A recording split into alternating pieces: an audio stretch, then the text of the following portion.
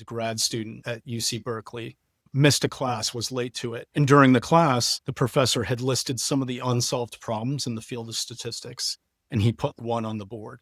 The class ended. That guy who was late shows up. He just sees these problems on the board and he thinks it's the homework for the next class. And so he goes to work and ends up deriving one of the answers. If he had known that this problem was supposed to be unsolvable, maybe he never would have attempted it. But because he didn't know, he was able to just naively attack it.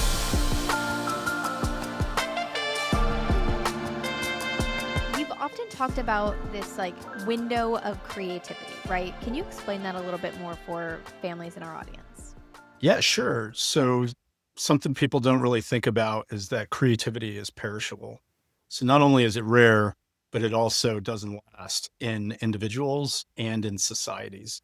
So at the individual level, think of it like a athletic prime. I mean, we take it as given that, even Michael Jordan has a life cycle to his career. Despite how good his skills are, all the talent he has, nevertheless, biology takes its toll and people have to retire. Well, sad to say, it looks like there's something similar when it comes to productivity and creativity. And by that, I just mean taking an individual and this person across their career has a track record of producing works of originality and value. It could be novelists, it could be painters, it could be mathematicians, scientists, and so on.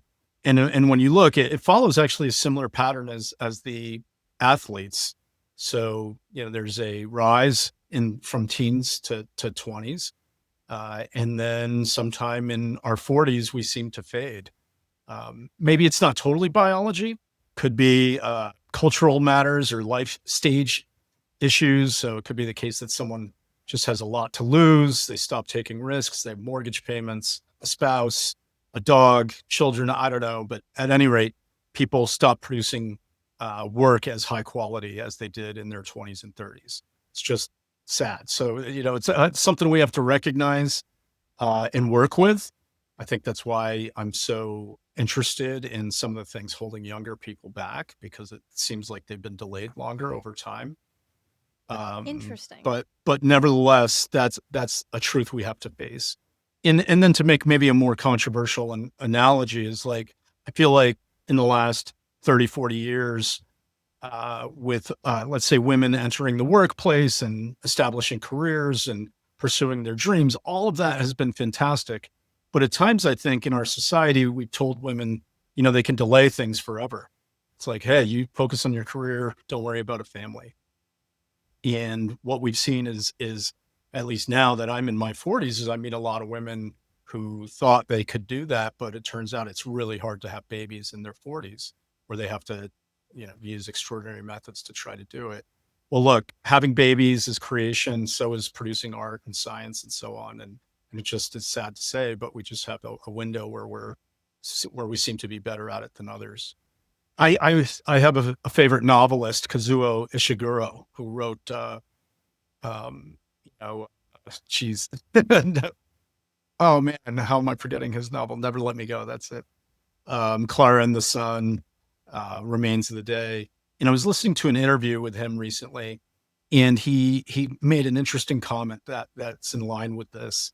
The question was, now that you're older, what would you tell your younger self to do differently? What career advice would you give your younger self? And he said, I would say nothing, because that younger novelist was better than I am now. And there are things that he was capable of that I'm no longer capable of doing. And I was like, wow, that is a brutal statement.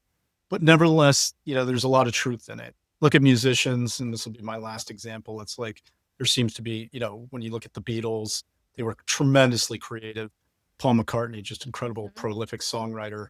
But even someone so talented as him has a window where, his work over the last 20, 30 years even is nowhere nearly as powerful as that work in the 10 years with the Beatles. So how would you define creativity so we're all on the same page? Yeah, I think it's creating original, valuable new things. So original means it's some departure from what has occurred in the past. It could be, genres of fiction. It could be, some song that's different in some interesting way. The second piece is really the hard one, is that not only is it original, but it's valuable.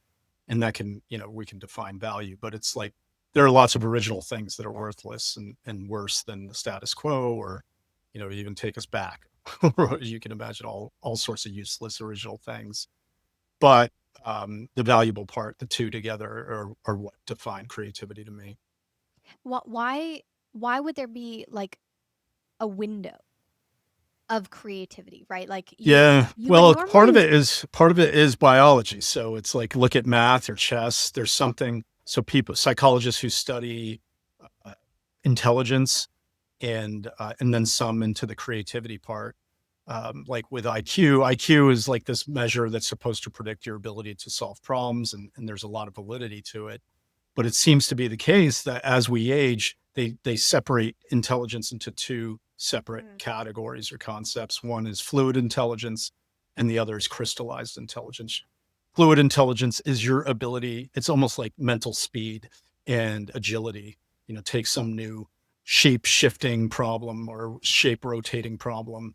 And younger people just seem to, or at least people in their own life. So it's like when they're in their 20s, your fluid intelligence peaks, and then declines slowly after that. Whereas crystallized intelligence is just like the raw number of the storehouse of knowledge you have.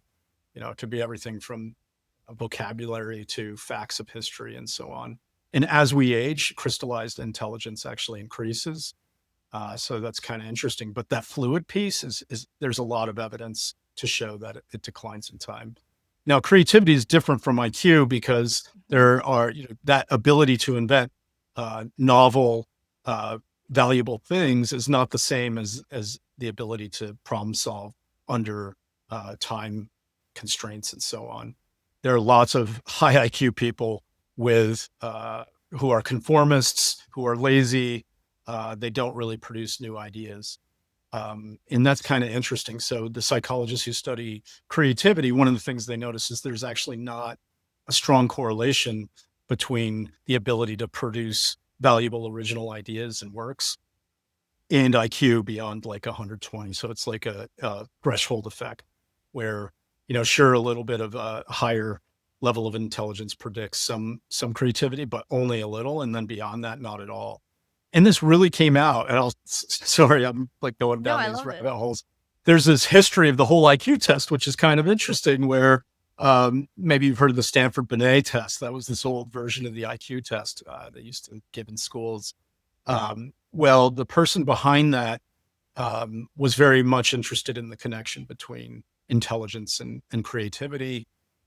In the 1920s and 30s, he decided to conduct a longitudinal study to see, to measure what were the life outcomes of a group of geniuses as defined by people, children who scored above 130, I think, on an IQ test at maybe 12, maybe 15, I can't remember. But at any rate, he pulls together this group of people, follows them over 50 years. And then there were some like borderline people who didn't meet the IQ cutoff that he kept out. And then, so fast forward, he looks back, he looks at this group, and sure enough, IQ did predict the things that we now know it does. It's like, success within the professions, doctors, lawyers. Some people became, public intellectuals and so on. But there was no one in that group who had masterworks of achievement. And what's kind of funny is that the two people he excluded from the group were William Shockley and Luis Alvarez. And these two guys went on to win Nobel Prizes. Shockley Wow. famously for inventing the transistor, and Alvarez for being the first to discover the that the dinosaurs were killed by an asteroid and with plate tectonics. And so it's just interesting to me. It's like a great anecdote about how, the IQ test did not predict someone's ability to create novel new things. And, and what's funny, the irony is that William Shockley became obsessed with IQ. So the reason Silicon Valley is where it is mainly due to William Shockley, because he moves to Palo Alto. He starts Shockley Semiconductor, And this is the birth of Silicon Valley as we know it, because the people he hires, um, they end up defecting. They hate working for him so much because he's addicted to things like IQ tests. He's like, he's, and he's doing things like printing everyone's salary on the common room board. He would, what else? If there were delays, product delays, production delays, he immediately thought people were lying. So he was a very bad boss to work with. And these 8 or so people decide they've had enough and they quit. They're like done with him. They quit and they start their own company called Fairchild Semiconductor, and they're known as the Traitorous 8. And This these is so people, interesting. yeah, and these people, Bob Noyce is one of them. They go on to create Intel, and the rest is history. So, what I find so interesting is like Silicon Valley was born by this person excluded from an IQ test. He ends up creating the first defection startup because he's such a jerk about it later on. And then Silicon Valley has come to represent this idea in its fullest form to me, where you have a lot of smart people who are capable of inventing new things. And now this takes it to the level of cities, regions, nations. It's like undoubtedly over the last 50 years, when it comes to innovation and doing new things, Silicon Valley is far beyond any other region. If you just look in terms of GDP wealth created in that region alone, sometimes I think it outweighs like 40 of the American states and some countries. And so what is it about countries that makes them more creative over time? That's kind of interesting question, because it seems to be the case as with individuals. So with countries, there's this life cycle where there's a beginning, there's a rise, a peak, and then some kind of decline and fall. And we can think of great examples from history where it's like ancient Athens, Florence in the Renaissance, Elizabethan London, maybe Paris in the 20s. It's like these things peak and so it's a great question. It's like, why? Why couldn't we just have the golden age forever? What is it about institutions and laws and just life and culture in a city that allows for flourishing and then ultimately death? I wish we could figure that puzzle out, because a lot of our great achievements in science and the arts comes from these golden ages. Yeah, So yeah, I'll leave it this there. is fascinating. I love like it changed the way that I understand how I want to interact with the world and what I want work to be for me. But I love Peter Thiel's perspective on progress, right? And I'm assuming Mhm. that this is the way that you are viewing progress as well, just because of what you're saying. Like there are doctors and lawyers, and like everybody would look at them and say, "Yes, you are super successful," but you say, but they're not creating anything new. And so Peter Thiel has these like different types of progress, right? There's like Yeah. progress that is net new and it like moves the human race forward. And there's progress that Mm. is not net new. And it's just kind of like we are continuing on the same circle that we are on. You can keep on Yeah. going, right? Like you can be an amazing doctor, and that's really, really, really important. And by all means, it is quite successful, quote unquote. Mm. Right. And so like how do you see that difference, right? The difference between like creativity as success, quote unquote, and like, okay, Mm. I'm a doctor, I am successful. There's an old example Peter used to use when he first hired me, related way back to discussions in economics about agriculture in the 19th century. So it was about intensive versus extensive farming, where imagine a farmer who's trying to figure out how to increase the yield of his crops. One way to do it would be to just plant more crops. So extend, that would be extensive, is like, hey, I only have this amount of farmland. I can grow more if I just extend the size of my farm. Versus maybe with the same plot of land, you can discover new ways of growing more yield, having higher yield within that small boundary that you currently own. And that's intensive development. So there was always this contrast between doing more with less versus just like going from one to n. It's like, Mm-hmm. and this could fit the frame of globalization versus innovation, where you think about the total addressable market for any good. It could be bananas, it could be Facebook. If you broaden the market from, let's say, a single country like the United States to the rest of the world, that increases the market size quite dramatically. And in some ways, that is an improvement that does bring increased GDP. But it's not the same as inventing something wholly new which it would be like, going from 0 to 1 in Peter's famous phrase. And so that would be something like inventing some new way of growing more of your crop in the same plot of land. Norman Borlaug famously did this in the 1960s and 70s, and was one of these unsung heroes of the 20th century who helped save the world because he was able to invent new ways of growing rice in Asia and so on. And this was what prevented a lot of famines. So innovation is one of these things that's like loosey goosey. A lot of people want to be innovative, but the core of it is creating something that someone wants, someone needs, something valuable, being able to deliver it at a high enough quality, at the right price, at the right time. I mean, it's like so hard to do these things. And in order to do that, it does require some creativity to go from 0 to 1. One to N is not as hard a problem. Yeah, that's fascinating. It most parents that I've chatted with would probably ask the question, right? Like, my kid needs to know information though, like, right? Like, my 3-year-old can paint a picture and that's creativity. However, Mm, for them to create something new, they need to know information. How much information do they need to know to start creating? Because that is yeah. the sell with a university, right? We're teaching them the things that they need to know so that they can be creative. Hmm. What is your thought on that? Yeah, because there are different, like, imagine maybe here's an example would be to say the difference between someone sits down and plays a game with you, and there's a given set of rules that you are told about, and then within that game, you come up with interesting ways of winning or performing well. That's certainly a form of creativity. And so we could easily transpose that to something like being a lawyer or a doctor. Lawyer, I bet there are very novel ways to win cases or, you know, interpret the Constitution to win some argument. But it's not the same. And then the second one would be like, what if we invent a new game together with our own rules that we create? Like, that's a total different style of creativity. Inventing a new constitution, so taking something that already exists, and then doing your best to perform well with inside that will require some creativity. But I think when it comes to dramatic breakthroughs, especially in science and technology and the arts, it's really that second kind that really moves the needle.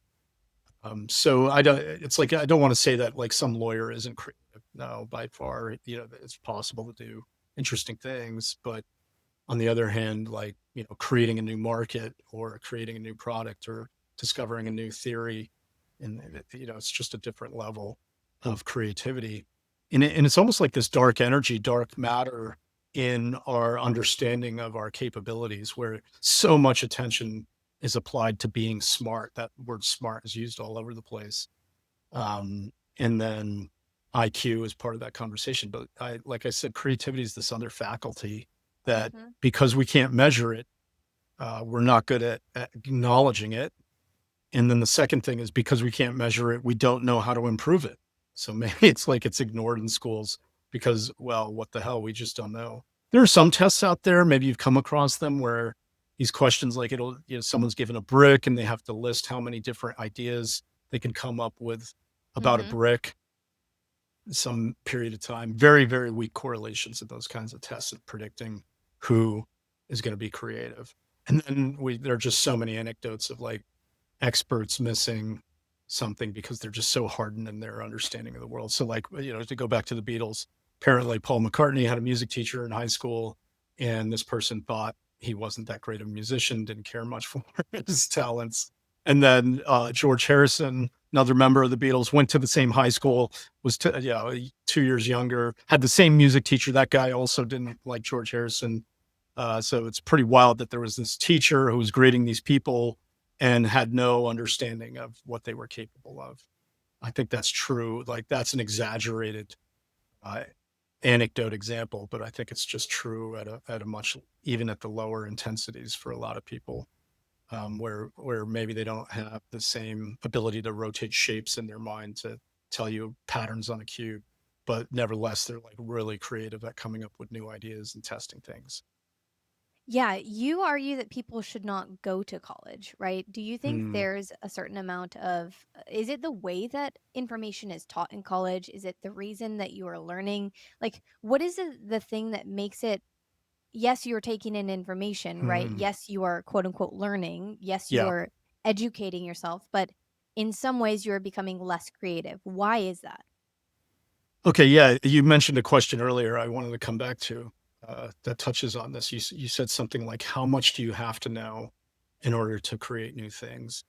And that question points to an interesting problem, which is that there is some golden mean that is Mhm. between too much and too little knowledge of a field or of a problem. I keep going back to these stories. One that illustrates that one is I don't. I should really know the names of these people, but I think it was a statistician at UC Berkeley, and this he was a grad student, and he missed a class, was late to it, and during the class, the professor had listed some of the unsolved problems in the field of statistics, and he put like one on the board. The class ended, that guy who was late shows up. He just sees these problems on the board and he thinks it's the homework for the next class. He doesn't know that it's the unsolved problems of the field or something. And so he goes to work on one of them and ends up deriving the one of the answers. And so it's in retrospect, he one of the things he always pointed out was like if he had known that this problem was supposed to be Mhm. unsolvable, maybe he never would have attempted it. Maybe he would have been intimidated. But because he didn't know, he was able to just naively attack it. So I think there's something to that where our schools are these powerful institutions that can intimidate people into thinking that they're less capable of solving problems than they are. It's also the style of education where there's this conditioning where you're taught that you have to master these foundations in some kind of pyramid where once you climb all the way up this mountain after 15 years, you go from high school to PhD to postdoc, only then are you able to finally address these unsolved problems in your discipline. And by that time nowadays, you're probably in your mid 30s. um, I there's a lot to that style of education because it totally makes sense that you have to master the fundamentals before you move on. But it takes so long to get out there, and you're conditioned by how these people before you think that maybe it prevents you from bringing novel tools and techniques and ideas to solving a problem.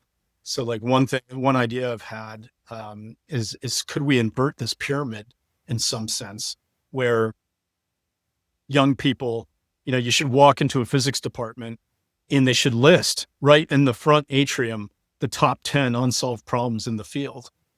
And one thing that would do is it'd let you know that even the smartest professor in this Harvard physics department has not been able to solve this problem. So it immediately makes that person a little more humble. But then it also allows you to look at the frontier and say, what do I want to work on? And how do I get there fastest? And how am I going to then just discover or invent the tools I need to tackle that problem? Because maybe it doesn't involve that pyramid. Maybe there are other things I could learn to help me solve that problem. That could be very interesting. And then there's this probably wider cultural conditioning that I think is detrimental to creativity that's involved with schooling and really our culture in America now, where over the last 50 years, teens have just been uh, transformed by this tournament, where the tournament is to who gets these exclusive limited number of seats in an entry in the freshman Mhm. class of an elite Ivy League school. That tournament is a labyrinth of tests, of classes, of extracurricular activities, and that admissions committee is really setting the standard for what matters. And here's where my old boss comes in. Thiel was a big fan of Rene Girard, a French literary critic and anthropologist, interesting figure who studied crowd dynamics and the madness of crowds, witch hunting, scapegoating. And Girard came up with this theory about humans where, the basic syllogism, and this is really rough, but it gives you the idea, is like the more we compete after rivalrous goods, meaning, these goods that only one of us can have, the more we compete, the more alike we become.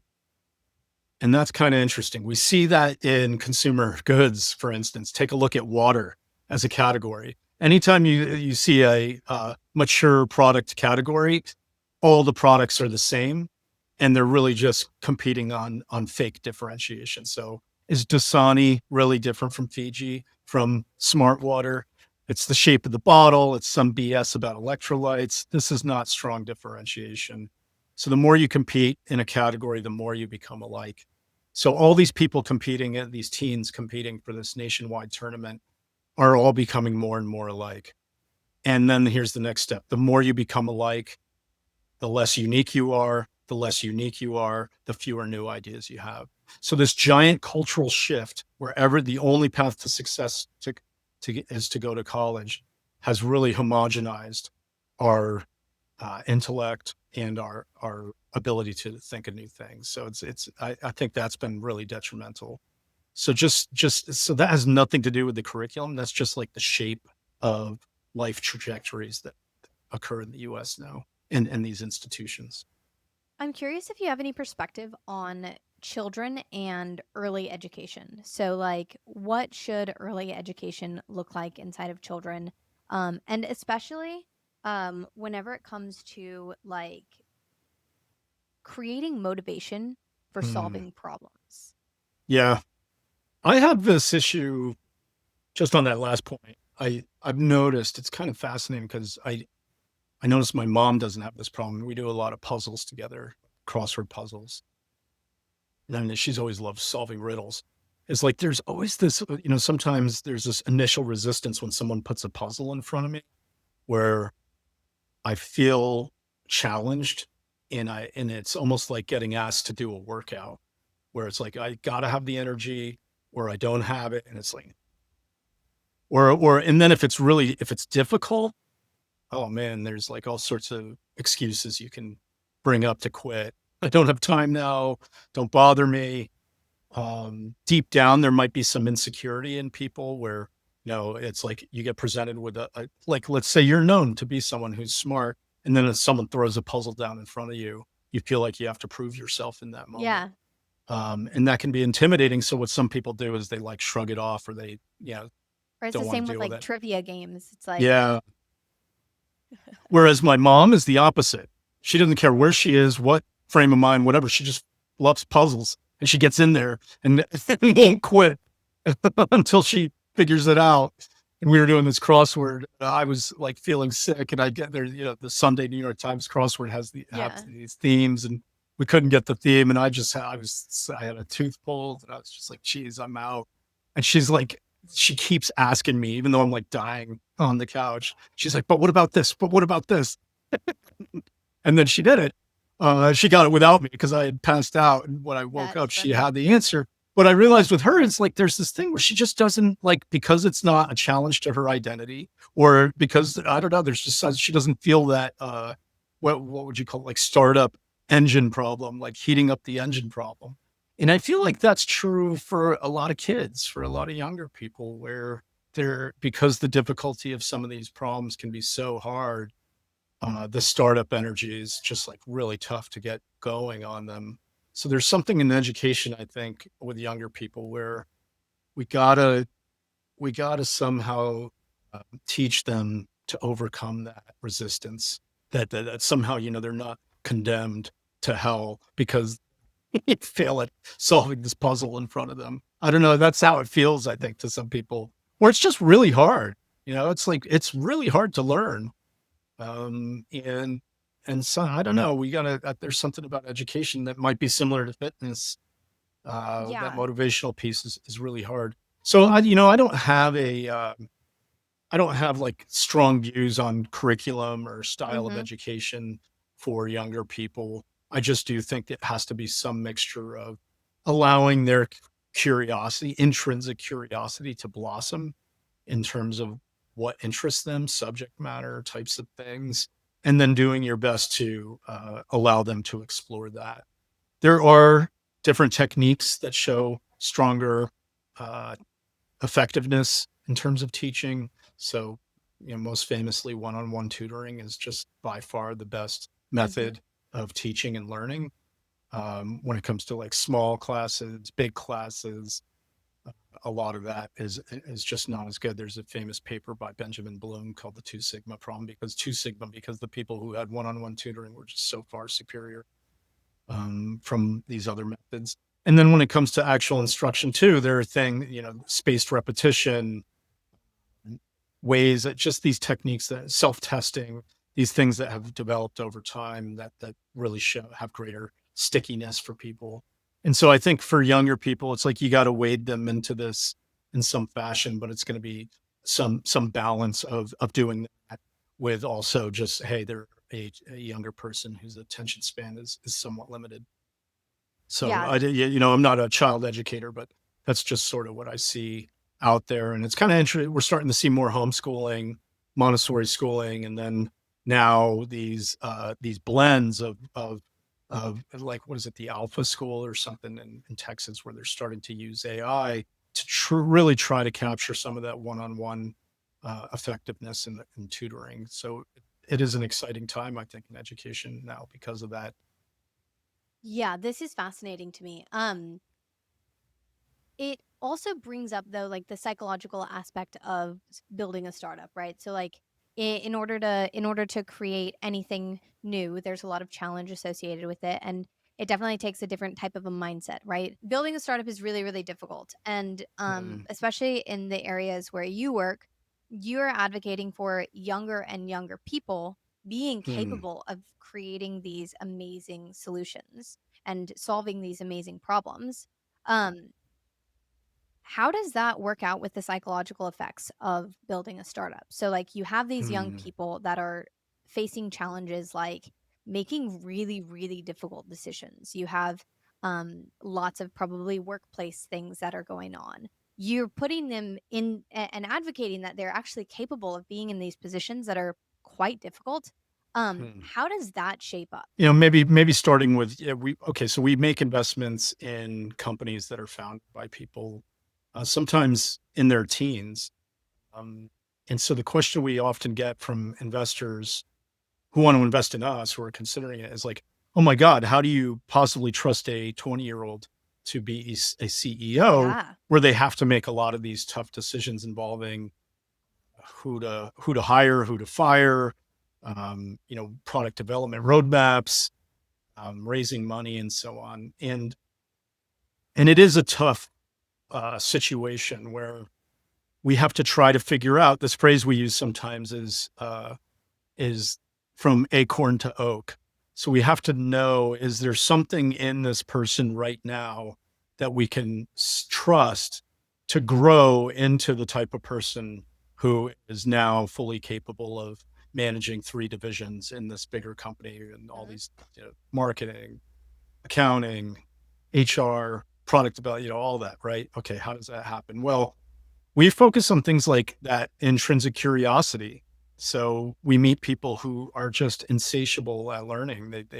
They're voracious readers. They're constantly going to workshops or lectures or who knows what, but they just love learning. What that tells us is that when it comes time to have to learn about these different areas of the business, they're going to put in the time to do it. Um, Oftentimes with these younger people, uh, it tends to be the case that they only want to know about a fire extinguisher when the house is a little bit on fire. So they have to be quick learners too. So that's just something we pay attention to. But then there's also this other side where we want to know, like, are they good at like attracting friends who support them, maybe mentors, maybe coaches of some kind. It's like always interesting if someone's doing that on their own already, independently of working with us. And so that all this together could be a way of just sort of giving us a sense that they're going to be capable of growing into the role. Now, the psychological pressures of starting a company. Oh, one last thing on that. I've worked with adults and they are very immature and can't take the pressure. I've seen adults act like complete children. So there's also that. It's like I think there's a little bit of a romanticization of adulthood where we pretend to think that people are mature, especially in business, but that's not true. So I think adults have their own problems. Um, so yeah, I think the pressures can be quite great. That's why we love seeing co-founders rather than single founders. It's going to be an emotional roller coaster of wins and losses and struggles, dark nights of the soul. And then Hmm. to get through that, it's really key to have, someone there with you in the trenches. That can be quite powerful. And then, that dark night of the soul is really tough. The act or what the project of building a startup and running it is a really fundamentally it is a project of self-knowledge. So what do I mean by this is startups, because you have to do everything and it can be so intense, they are going to expose all the flaws and weaknesses that you have as a person. So let's say you're afraid of having difficult conversations. Well, guess what? Your startup is going to require you to have difficult conversations. Let's say you are afraid of ever admitting that you're wrong. You don't like being wrong. Well, guess what? You're going to be wrong every day, and the world doesn't care. Let's say you don't like looking at legal documents. Let's say you don't like making cold calls. Well, guess what? You're going to have to do these things. So you're going to learn a lot about yourself running a company that you might not learn if you just have a specific role at a very big company and you get to hide in your cubicle with your job description. So you're going to gain a lot of self knowledge. Now, here's where the life coaching comes in is like that self knowledge can be transformed into something greater where either you acknowledge the weight of these weaknesses and address them yourself. So maybe you learn how to have tough conversations. Maybe instead you hire someone and you can delegate some of these things. What you can't do is ignore them. So the startup is just going to be it's going to magnify all these things about you that you didn't know. But on the other hand, it could be the case that you gain self-knowledge that you couldn't have about the good things. Like none of us knows what we're capable of just sitting in a chair and thinking about it. We think we have self knowledge. The philosophers tell us to look within ourselves. Well, guess what? That's not enough because you don't know what you're capable of. And so when you start a company, it's going to bring the best things out of you that you didn't even know you had in you. You didn't know you could work 80-hour weeks. You didn't know that you could convince people to join your team and that you could, achieve these incredible victories together. And that self knowledge is also priceless. So it's like all this together is a really intense thing. And young people, yeah, I've seen people spin out. The human factor is really tough. It's not the technology that breaks. Oftentimes, it's the human factor. Maybe you're just not capable of learning fast enough to overcome some of these weaknesses, and you end up self-destructing. But whether the outcome is this billion-dollar company and great success, or whether you work out on you flame out after a year, what you gained during that time is going to make it all worth it. Everything I just described in a way that makes it better than, business school or working at a company. So I've wandered from your original question, but it's like, that's what I think this path offers people that the traditional path doesn't. And so when you say just the psychological pressures, I think you have to learn by doing on these things. Like if you're just living, this solipsistic, like in your mind world of being in school, you're not learning how to deal with urgency or high stakes environments with difficult decisions. That's like you're coddled in school. So given the track record of mental health in the US over the last 2 decades, I'd say schools have made that worse. And what I've seen out in the world is people have tough times, but when they're working in teams and they're working on something they love, they come to understand how to deal with these pressures better.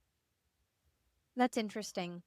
It seems like we have a lot of safety around us, right? So like business school is a path. It's like a stair step toward these things that people want. Mhm. They learn all the right things. They slowly make themselves capable of doing financials and like a Mm, lot of, for example, like younger kids that are managing a startup will have had no experience with that and they'll have to like figure it out on the back end. Um mhm, most people that I have met who have taken the route of just jump in are like, Yeah, to be honest, looking back, like I would never recommend my path to anybody because it was hard. Um, However, like they are personally very rewarded for Mm, what they have done. Like they've shown themselves more than they ever thought they were capable of, exactly like what you were saying.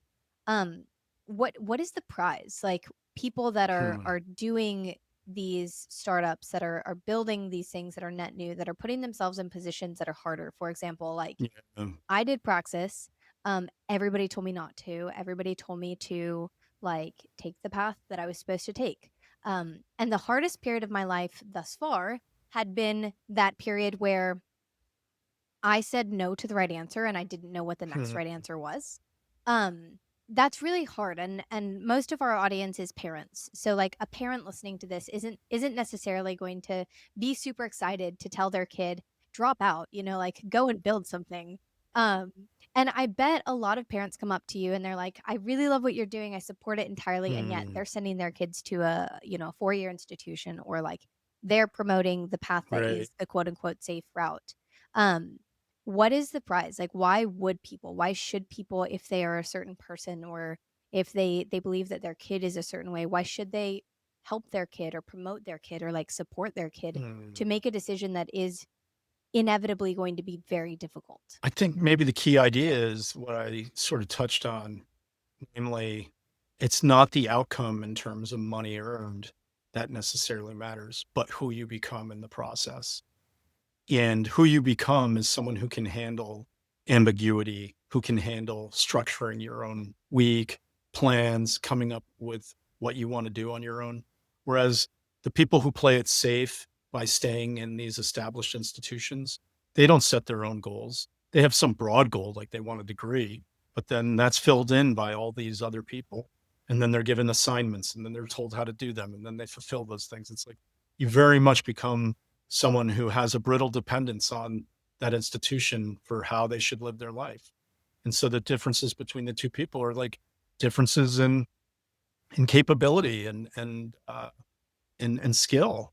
I mean, I don't know, maybe think about like skiing or some kind of risky activity where you want to start on the bunny hills, you want to start on the beginner runs, and only after time do you work up to, the black diamonds that are frightening to someone who's a beginner. Well, in life, we're all on this mountain, and you can wait to 22 to get on the bunny slope, or you can start doing the bunny slope at 15, but you're only going to be able to handle the black diamonds of adulthood if you start practicing now. So I encourage, parents, even if your children are in school still, you got to find ways for them to manage risk, to come up, to pursue their own curiosity. None of this adult supervision. It's just you got to let them go. We got to rewild the American child. I love this. If you had a child that was 18, Hmm. they got into Harvard tomorrow, would you tell them to drop out and start a company instead? I wouldn't say just drop out and do it and have nothing in mind. Like in the best case scenarios that we see, it's usually some kind of slowly building momentum, and it just takes the person out of school on its own, and we're there to support them. Some people have thought, oh, do you pay people to convince them to leave school? Like, don't do that because that's like not good. The only look, college pays because what you're doing, and I mean, we get in a debate about what you learn in college. The argument is like, is it skill accumulation or is it signaling? I tend to think it's more signaling about the type of person you are. And sadly, that signal is still valuable. So it could be the case if you have no dreams, if you have no plans about doing your own thing, then it is very safe, secure, and you'll make a pretty good income if you make it all the way through school. And I would have this conversation, frankly, with my kids, and I would also balance it as some conversation about cost benefit too. So if they do want to study poetry and philosophy, that's great. But if I'm on the hook to pay $250,000, $400,000 to do it, that's clearly another conversation. So that's part of this discussion as well.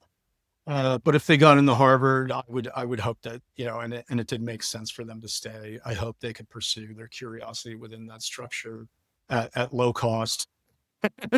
And then if something else came up along the way, then they would pursue that instead of staying. If you were young, another hypothetical, if Mm, you were young, like 18, 19, 20, what would you be mm, looking into? Would you be asking yourself questions like, what am I fascinated in? What problems interest mm. me? How would you figure out like what a next step or path would be that is entirely your own?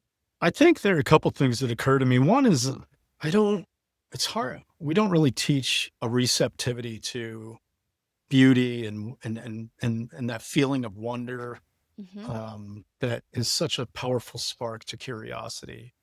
And so I'm trying to inculcate a greater sensitivity to wonder and what that draws me to. Hmm. And maybe it is works of art, maybe it is science and some of the unsolved mysteries that certainly provoke that feeling in me now. So I would try to, feel drawn to something like that by how I feel about it, because that's going to sustain me over time on that question. And I feel like that's so distorted now by that tournament I talked about, where I wonder, people aren't really paying attention to their curiosity and awe and wonder, and instead are just thinking about what will look good in the eyes of others. And so that's very dangerous. I think, just, and if it's true to who you are, it's like, that's always hard. It's like, is this something that I care about because there's some deep essence in me that resonates with it? Or is it just because I want to look good in the eyes of other, or because I want to get in this prestigious thing and get high status? Like that's always going to be a dangerous knife's edge, That's because it's interesting. hard to tell apart, especially at 18. But hopefully, yeah, I would know. When I was I'm more of a writer than an investor, and people ask me what would you do differently at 18, and I think when I think back to my younger self, I was very fearful, I was afraid of um, writing and having it out there in the world, not thinking I was ready or prepared enough to write. And so instead, I was just going to study all these other great writers and maybe get to comment on them. That could be like, becoming a professor, all because I was too afraid to think I could become capable of that level of mastery. And so I think if I could change something about myself at 18, it would be to just dive right in. It's like I wouldn't have gone to college. Maybe I should have just moved to New York and like fought my way into the theater, or, started writing journalism, just finding cracks in the door to do it. That's what I would do now. That's interesting. This kind of goes alongside this question. What do you think is the best way to use this creative period of your life? Just like Mhm. create, like stop consuming, start creating, like in any Yeah, direction possible? absolutely. I think, yeah, I play guitar, and I notice I don't like writing songs. It's so bizarre. I like learning new songs. I like other people's songs. Okay, fun. But I feel a little bit of that resistance whenever I think about, oh, I'm gonna, hey, sit down and write a song. It just feels heavy and like work. And so I think it is a muscle. The more you do it, the better you get at it, and the earlier you do it, better. I'm not saying you're gonna like write songs and try to get them on Spotify when you're 15, but you should learn to overcome that fear that you're incapable of writing a song. And that could also just be math, it can be science. It doesn't have to be the arts. For me, that's where I think that question and that feeling of resistance. um, so the earlier the better. And then yeah, you got to lose this feeling that of shame and embarrassment. So it's like, I think people are afraid to put something out there because they think it sucks or they want to protect their baby, but you got to get used to it. You got to just get it out there. Yeah, I love that. My last question for you. So you have helped a lot of people start companies, build companies, and a lot of them have dropped out of college, right? Hmm. Most recently, you helped the Figma IPO, which is amazing. Hmm. And just, I mean, being reflective, like if instead he would have gone through college, like he would have paid his 200, 300, $400,000 and possibly even missed out on his, $1 million, $1 billion opportunity, right? Would you say that you see that often? I certainly have seen it quite traumatic a fashion. Yeah, Dylan Field, founder of Figma. I ran the Thiel Fellowship, helped co-found the fellowship, and then ran that for 5 years. And in 2012, Dylan Field came in as one of our fellows, and we helped him start Figma back then. Um, what was kind of cool to see in retrospect is CNBC ran this documentary on us back then. It's not available online, sadly, but they came to our finalist weekend where we interviewed a lot of the candidates, and Dylan was one of them. And they also managed to interview Dylan's parents at the time, and they have his dad on film saying that he's a little worried about Dylan leaving Brown to work on his ideas, and he's concerned about his future. And sadly, a few years ago, Dylan's dad passed away, so it was really sentimental for me to go back and watch this, and to know the outcome that Dylan's more than okay. Um, so yeah, I've seen it. I don't think if he went to Brown, Figma would have been it existed, because he would have been pulled into other things. And it was, and it's also sometimes these developments. There's a wave, there's a time, and he managed to ride it and control it in such a way that he's arrived to where he's at. And if you miss that wave, it's gone. So I bet the counterfactual Dylan who graduates from Brown, he's doing all right in that sense of maybe he has a great job at Facebook or someplace, but I don't think Figma is created. And I've seen that a number of times with the people I work with. We work with a lot of younger people who decide to leave school to work on something because some ideas can't wait. And because they decided to make that decision, their life took a fascinating direction. And some have found great success like that. Others, not so much. But like I said, it's who you become in that process. And I think all those people we've worked with, they have a little bit of what you said, where it's like, damn, that was so hard. I don't know if I'd do it if you told me. But boy, am I like this badass samurai now who has some lessons learned out there in the battlefield or something. Dang, that is an amazing note to end it on. Be a samurai. Mike Gibson, everyone.